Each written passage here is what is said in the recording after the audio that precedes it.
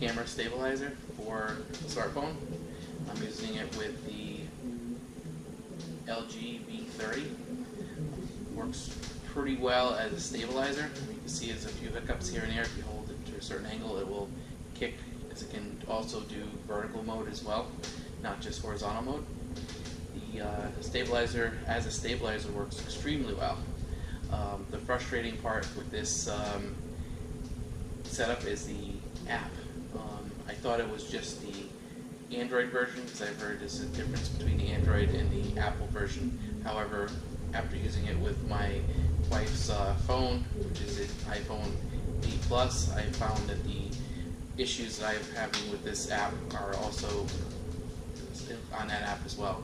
One of the biggest things, the reason why I purchased it, was motion time-lapse, and the motion time-lapse is broken.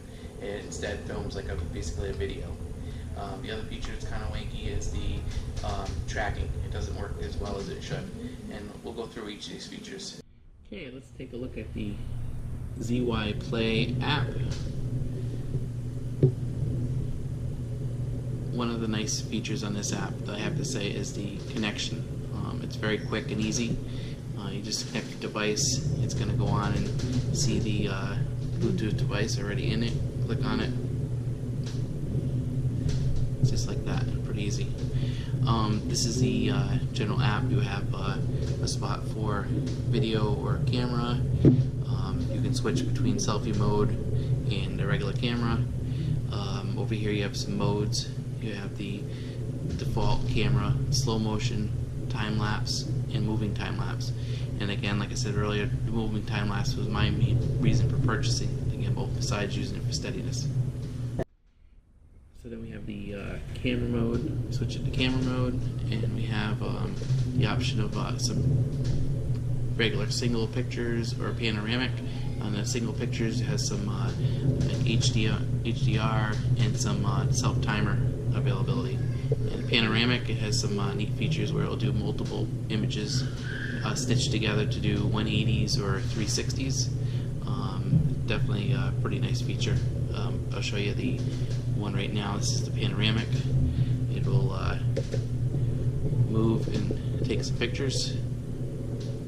I think it does 6 or 9, does 9 pictures total, and puts them together to make a larger image.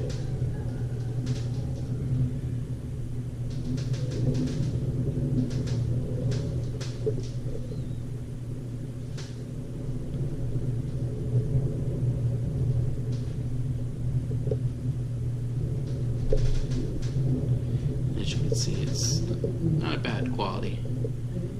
Now let me zoom around right now because that's on regular frame. Another really poor thing about this app, and I'm not really sure what's going on, but if you switch between modes, and sometimes if you do time-lapse, it'll go out of focus, and I can't find a way to recover that focus. It just